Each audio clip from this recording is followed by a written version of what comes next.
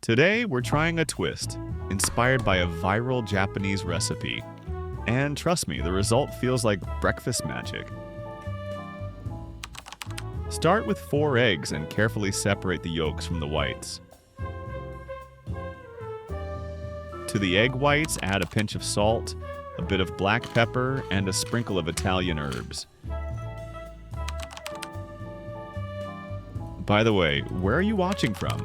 We're in Spain right now and still getting some sunny days. Place your air fryer basket and add some parchment paper. Then, give it a quick spray of olive oil so nothing sticks. Now, let's lay down our 4 slices of sandwich bread. Plain white or whole wheat works great. Brush the tops with that herby egg white mixture. This is your real flavor glue. What would you add to these sandwiches? Let us know in the comments. We always love hearing your ideas. Bring the basket into air fryer and bake at 375 degrees Fahrenheit or 190 degrees Celsius for 5 minutes. That will lock our toasty base. When they are done, let's bring the basket back and continue assembling our sandwiches. Add a slice of cheddar on each toast. Keep that clean aesthetic and symmetry, as is customary in Japan.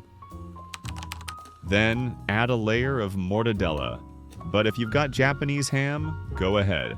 That will bring the recipe even closer to its roots.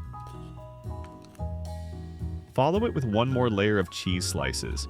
It's that classic cheese-meat-cheese stack, perfectly balanced. Close up the sandwiches with 4 more slices of bread. Brush the tops with the rest of the egg white mix, or swap in a little Kewpie mayo if you've got it on hand. Then sprinkle grated mozzarella over the top.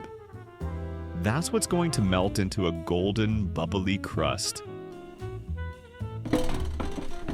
Put everything into the air fryer at about 350 degrees Fahrenheit or 185 degrees Celsius for 5 minutes.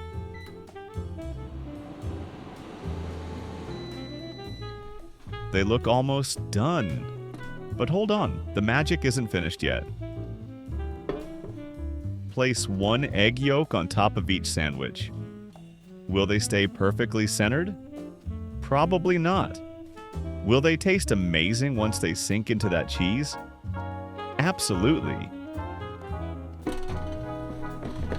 Do the final round and air fry them at 375 degrees Fahrenheit or 190 degrees Celsius for about 3 minutes, just until the yolks set but stay glossy. Pull them out and admire the result. Top them with some freshly chopped green onion, a little pop of color, a bit of brightness.